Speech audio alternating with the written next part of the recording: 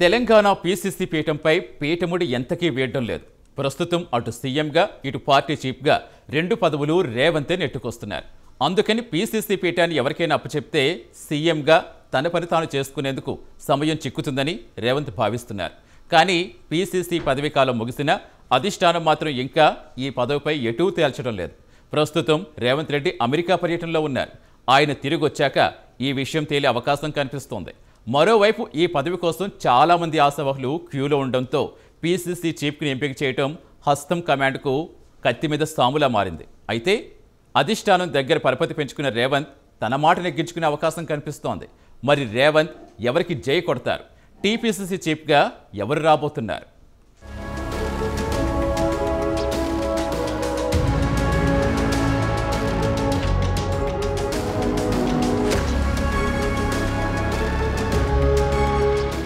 తెలంగాణ కాంగ్రెస్ పార్టీలో ఏ పంచాయతీ తేలడం లేదు. ఏ పదవి ఎవరికి ఇవ్వాలన్నా ఎన్నో పంచాయతీలు తెర ముందుకు వస్తున్నాయి. ఈ కారణంగా ఎవరికి ఎలాంటి పదవులు ఇవ్వలేకపోతున్నారు. టీపీసీసీ చీఫ్గా పదవీకాలం పూర్తయినా ఇంకా ముఖ్యమంత్రిగా కూడా బాధ్యతలు నిర్వహిస్తున్న రేవంత్ రెడ్డినే కొనసాగుతూ ఉన్నారు. పీసీసీ చీఫ్ను నియమించాలని రేవంత్ రెడ్డి కొంతమంది పేర్లు అధిష్టానానికి ఇచ్చి వచ్చారు. గత నెలలో టీపీసీసీ చీఫ్ ఎవరన్నది ఫైనల్ అయ్యారని అనుకున్నారు. కానీ చివరికి ప్రకటన మాత్రం రాలేదు. ఇంకా ఆలస్యం చేస్తే పార్టీకి నష్టమన్న అభిప్రాయం వినిపిస్తూ ఉండడంతో ఆశావహులు మళ్లీ ఢిల్లీ ప్రయత్నాలు చేసుకుంటున్నారు.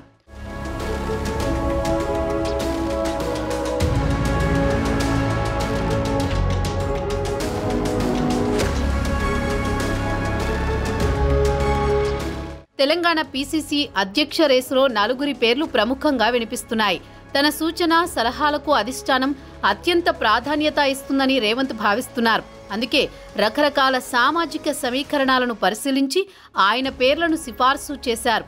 ఎస్సీ వర్గీకరణపై తాజాగా సుప్రీంకోర్టు ఇచ్చిన తీర్పుతో మాదిగ వర్గాన్ని దగ్గర చేసుకునేందుకు ఆ వర్గం వారికి చీఫ్ పదవి ఇవ్వాలన్న ఆలోచన చేస్తున్నారు. అందుకని మాజీ ఎమ్మెల్యే సంపత్ కుమార్కు పీసీసీ పగ్గాలు అప్పగించాలని భావిస్తున్నట్టు పార్టీ వర్గాల్లో చర్చ జరుగుతోంది.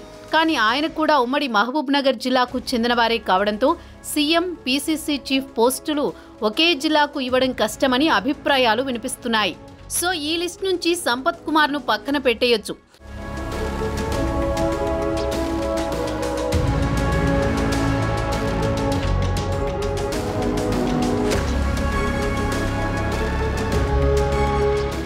ఇకపోతే పీసీసీ పీఠాన్ని బీసీ సామాజిక వర్గానికి చెందిన నేతలకు అప్పగిస్తే ఎలా ఉంటుందని పార్టీ హైకమాండ్ సంప్రదింపులు జరుపుతోంది. ఆ సామాజిక వర్గం నుంచి TPCC working president Mahesh Kumar Goud, TPCC ప్రచార కమిటీ చైర్మన్ మధుయాష్కి గౌడ్ పేర్లు ప్రముఖంగా వినిపిస్తున్నాయి. రాష్ట్ర ప్రభుత్వం ఏర్పడిన తర్వాత మహేష్కు ఎమ్మెల్సీ పదవి ఇచ్చింది. ఆయనకు మరో పదవి ఎందుకని కొంతమంది ఇప్పటికే ఫిర్యాదులు చేశారు. అసెంబ్లీ, పార్లమెంటు ఎన్నికలకు ప్రచార కమిటీ చైర్మన్గా ఉన్న తనకు ఆ పదవి ఇవ్వాలని మధుయాష్కి కోరుతున్నారు. లోక్సభ టికెట్ ఇస్తామని రాహుల్ గాంధీ ఆఫర్ ఇచ్చినా వద్దన్నానని, పీసీసీ చీఫ్ పదవి కోసమేనని ఆయన అంటున్నారు. కానీ ఆయనపై రేవంత్ అంత సుముఖంగా ఉండే అవకాశం లేదని చెబుతున్నారు.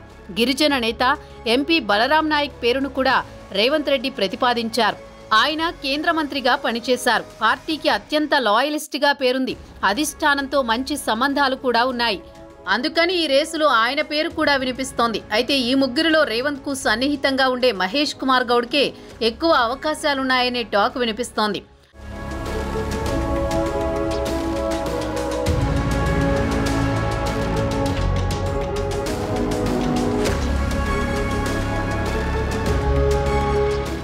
మరోవైపు టీపీసీసీ చీఫ్ పదవి ఒక్కటే కాదని వర్కింగ్ ప్రెసిడెంట్లతో పాటు ప్రచార కమిటీ చైర్మన్ వంటి పదవులకు కూడా ఒకేసారి పేర్లు ప్రకటిస్తారని చెబుతున్నారు. ఎందుకంటే కాంగ్రెస్ అధికారంలో ఉంది కాబట్టి పార్టీ పదవులకు సైతం ఫుల్ డిమాండ్ ఉంది. తీవ్రమైన పోటీ ఉన్న కారణంగా కొన్ని పదవులకు కొంతమంది పేర్లు మాత్రమే ప్రకటిస్తే ఇతర నేతలు అసంతృప్తికి గురవుతారు. అలాంటి పరిస్థితి రాకుండా సీనియర్లు అందరికీ, ముఖ్యంగా ప్రభుత్వంలో పదవులు సర్దుబాటు చేయలేని వారందరికీ పార్టీ పదవుల్లో ప్రాధాన్యమిచ్చే అవకాశం కనిపిస్తోంది. రేవంత్ రెడ్డి అమెరికా పర్యటన నుంచి వచ్చిన తర్వాత మరోసారి ఢిల్లీ పర్యటనకు వెళతారని, అప్పుడు పేర్లు ఫైనల్ చేస్తారని కాంగ్రెస్ వర్గాలంటున్నాయి.